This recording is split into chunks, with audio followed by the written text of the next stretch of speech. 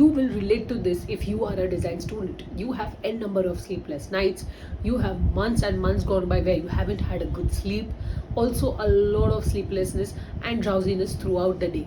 Now if you're dealing with all this video is for you. Welcome to the Serial Designer, and today I'm going to discuss 8 ways in which you can make your work life better and also do your submissions on time and also have your sleep, health and nutrition on time. 8 ways in which you can probably compete with the rest when it comes to sleeplessness. Now these are the questions if you are a design student. I understand being an architecture student, interior design student, graphic design, portfolio based student is very difficult. Now you need to follow these steps very meticulously to make your work better and to make your life better. 5 years, 4 years and 3-year courses are extremely crucial, and you need to be active throughout these years. It is not easy to just spend your time working. You will face a major burnout.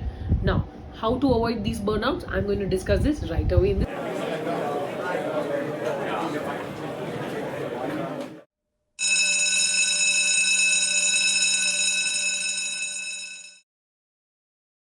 Number 1, prioritize your tasks.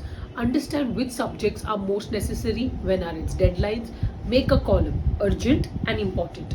Now, urgent will all have subjects which are design and technical related, whereas important subjects are electives, side projects, college projects and other subjects like communication skills.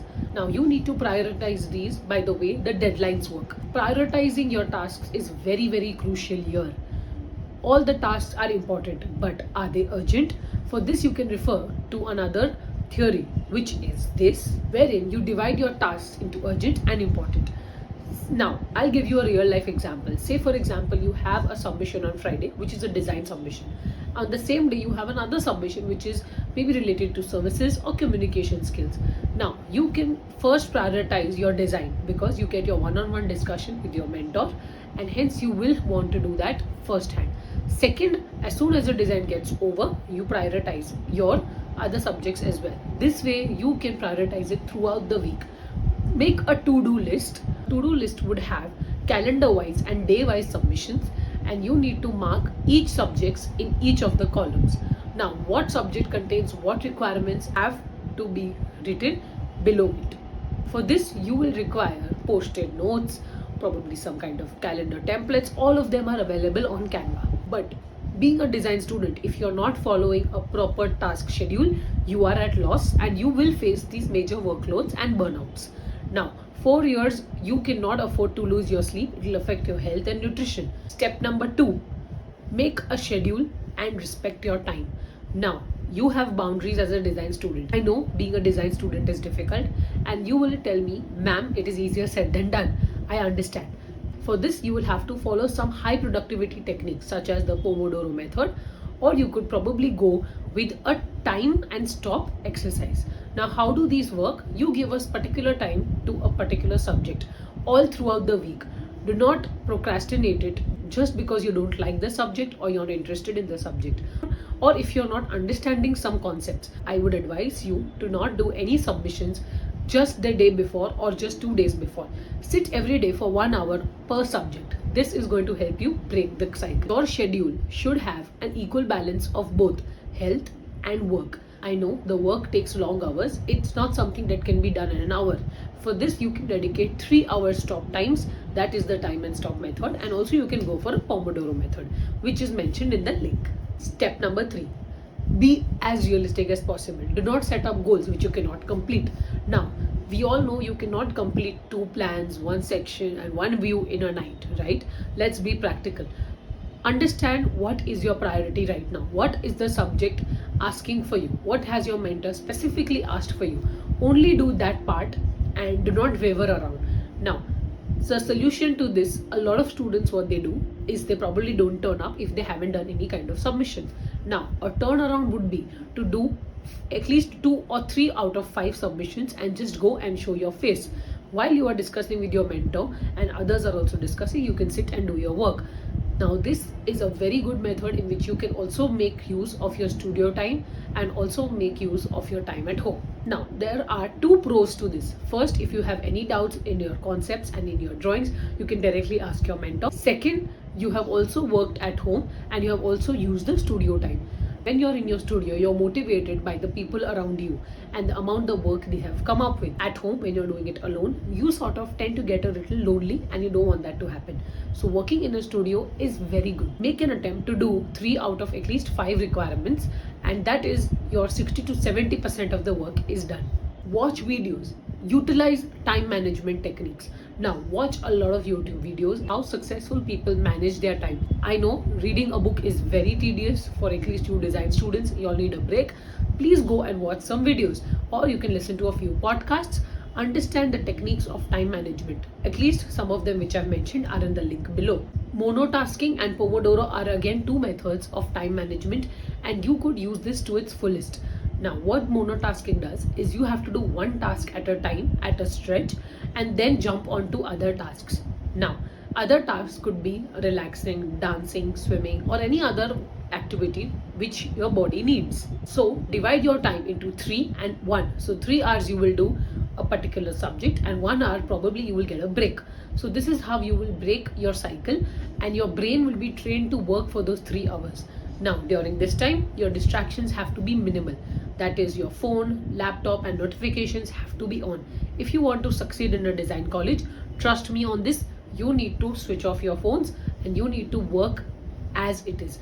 This will help you gain a lot of time, and also all that time gained will result in good sleep. You must have read a lot of articles, you must have gone through a lot of videos saying that sleep is very important for the mind and body, and also for your mental health. Now, mental health is very important because you need to think. We are creative minds, right? What we do is creative and design thinking. Now, if our brains are not going to work, our brains are not going to function, all this is going to go in vain any which ways.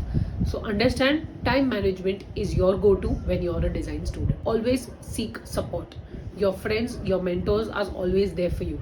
Make a group of like-minded people around you, and also make sure you hang out with them, you talk about your design, and at least motivate them to talk about their design so that you get ideas churning. Now, this does not mean you get influenced by the idea or just copy the same. It just means you have a healthy discussion on design. So surround yourself with people who are interested as much as you are. Also, your mentors are going to help you here. Have healthy discussions with your mentors. Ask healthy questions. Don't sit in the class not understanding anything. There are no books to design. There are no notes. So if you skip a few days or you skip a few lectures, you are nowhere. Always ask your mentor any problems you all have. If you all can't in an entire class, one-on-one discussions are always preferred in design colleges. So now this is your upper hand. You can always talk one-on-one with any of your mentors. Any of the mentors are proficient in design and will help you out. Never sustain from taking help from your people around you.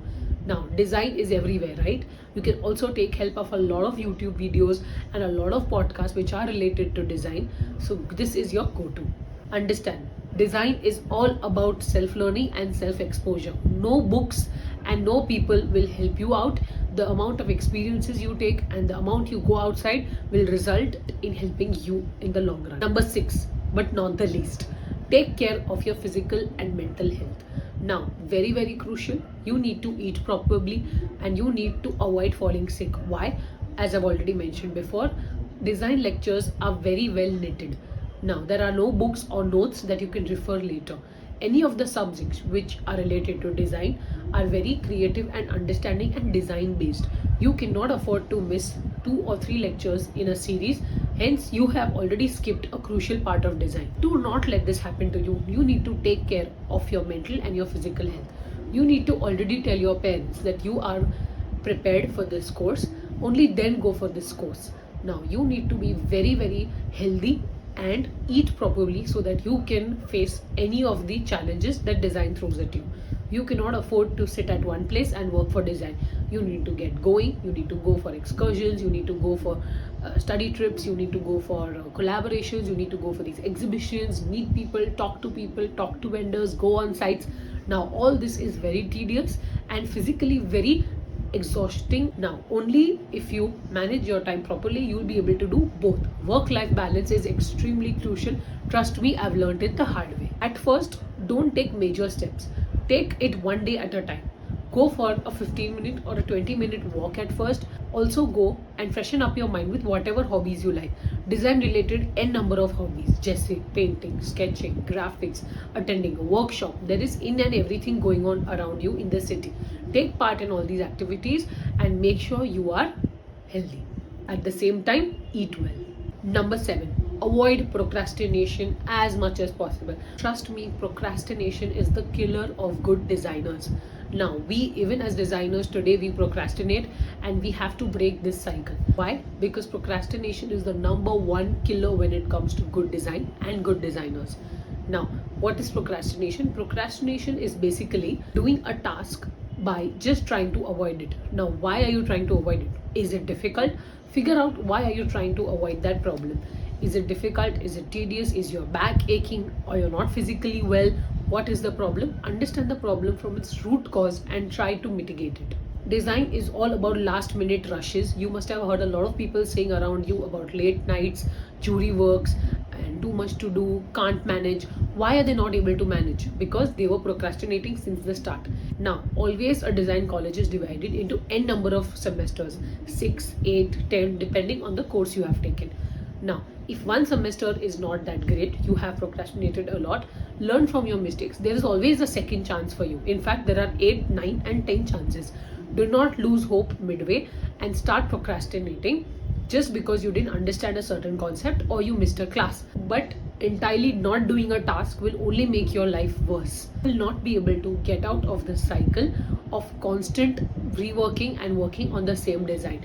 After a point of time, the design becomes too monotonous to start working with. The first day of your first semester itself, you need to be pro-efficient and you need to be scheduling, prioritizing your tasks, not procrastinating, and working on time. Trust me, you will be rewarded with a lot of sleep time and a lot of me time. You need to constantly keep developing your skills as a good designer. Now, if you have to stand out from the rest, you need to be extremely proactive, you need to be pro-efficient, and you need to be understanding that your skills and hobbies are going to help you in the long run as a designer, and it will also open a lot of opportunities for you. Number 8, last but not at all the least, create a conducive work environment. Being a designer, we know you have loads of stuff going on. You have your cartridge sheets and T-scales and different kinds of water mediums and colors and paints and different kinds of rendering materials. What you need to do of them is create a good conducive corner in your home. If you don't have a place, trust me, before your next semester starts, you need to understand that you have to create a corner for yourself. Now that corner becomes a sanctuary for you. The moment you sit there at your dedicated workspace, it means you need to switch on and start working. That is your cue. The moment you start working on your bed, on your living room, or in your dining table, or elsewhere in the entire house, you have lost half the battle. The moment you sit at your dedicated spot is the place where you start working and is the place where you switch on your brain and tell your brain that you need to start working and get to business. Start and create one for yourself. Take up a small table, buy a drafting board and get going. The place may not be a very big place, but just a dedicated spot with a table and a chair would be maximum. Also, a few tasks, a few whiteboards and a few post-its will help you do this and dedicate your space. Put it on the wall and please make sure you see the schedule again and again. Train your brain to work on a schedule. Trust me, sooner or later you will have to fall in a schedule. Now, if not today, you will have to probably follow a schedule 2 to 3 years later. Routine is very important for the mind and body to work. Now, if you want to go ahead, earn money, become successful, these are definitely your tips and you need to follow these ASAP. Being a designer is not easy. I tell you that. Being a designer is not easy. Getting clients, going to sites, dealing with people, running behind them, dealing with clients, dealing with vendors. Trust me, it's a major task. If you are not well advanced and don't train your brain today, you will not be able to do these tasks later. Sooner or later, you will have to fall into this cycle of routine and start doing these tasks. Let's not procrastinate that and start today. This is your cue to start working today. Follow these 8 ways in which you can make your life better and also avoid any kind of sleepless nights and take care of your health and nutrition. Thank you. Now, subscribe to my channel and never miss another update from us. Also, let me know how the video was in the comment section, and let me know if you want any other videos in the pipeline. All the linked videos are already in the description. Also, next week, we have a mind-blowing guest coming in who is a BIM expert, and he has his own studio and he trains with Indian and international clients as well. So make sure we welcome him next week. Till then, follow for more.